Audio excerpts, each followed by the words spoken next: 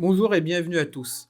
Dans cette vidéo, nous allons essayer de voir pourquoi un cheval qui est favori n'est pas arrivé, malgré le très bon jockey qu'il a avec lui. Donc là, nous allons dans la R1C1 du 22 février, où il y a le 4 avec Guyon. Déjà, c'est une course de 7 partants, donc dangereux de la jouer en placé. Autant la jouer directement en gagnant. Nous sommes sur le site de génie.com et nous pouvons voir exactement que le cheval de Guyon. Nous voyons bien que là, ce n'est pas le cheval le plus lourd, loin de là, mais sur une distance de 3200 mètres, il y a quand même un cheval qui fait peur avec un très bon jockey.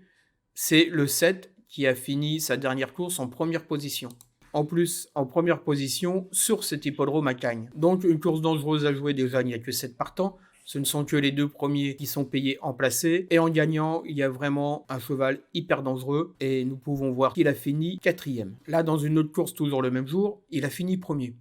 Donc, que voyons-nous? Nous voyons tout simplement que Guyon a à peu près le même poids que les autres, à part les apprentis qui ont une décharge. Et surtout que c'est une distance de 1500 mètres. Sur cette distance, évidemment, le poids a une importance, mais beaucoup moins que sur 3000 mètres. Donc la décharge, à ce niveau-là, nous ne sommes vraiment pas obligés de faire attention à ça. Sur 1500 mètres, c'est vraiment pas assez marquant. Et la valeur du cheval du numéro 3, du cheval monté par Guyon, est la valeur la plus haute, avec des rapports probables de PMU et de Unibet parmi les plus bas. Évidemment, toujours que 7 partants, donc quitte à prendre un risque, autant miser sur lui en gagnant. Nous retournons avec Metsim Guyon, qui a fini 6e dans cette épreuve.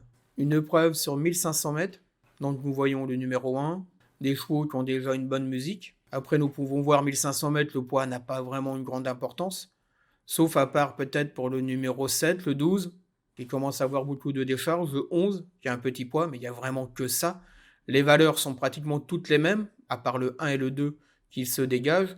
Maintenant, sur l'historique du cheval monté par Metsim Guyon, nous voyons que il n'a jamais vraiment réussi à bien faire à Cagnes-sur-Mer. Donc, encore une fois, un cheval qui n'arrive pas sur cet hippodrome pour raison X ou Y, nous ne devons pas le prendre en compte, même s'il est monté par Metsim Guyon. Cette démonstration pourrait évidemment durer très longtemps avec tous les jockeys, avec tous les chevaux, mais le but de cette vidéo, c'est pas ça, c'est vraiment faire voir qu'il vaut bien choisir un cheval, même s'il est monté par un top jockey.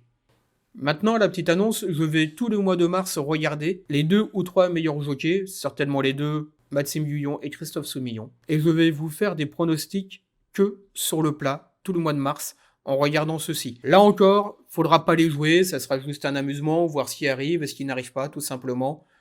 Voir si c'est possible de pouvoir définir l'arrivée d'une course grâce au poids, à l'historique des chevaux. Cette vidéo est maintenant finie, je vous dis au revoir et à bientôt.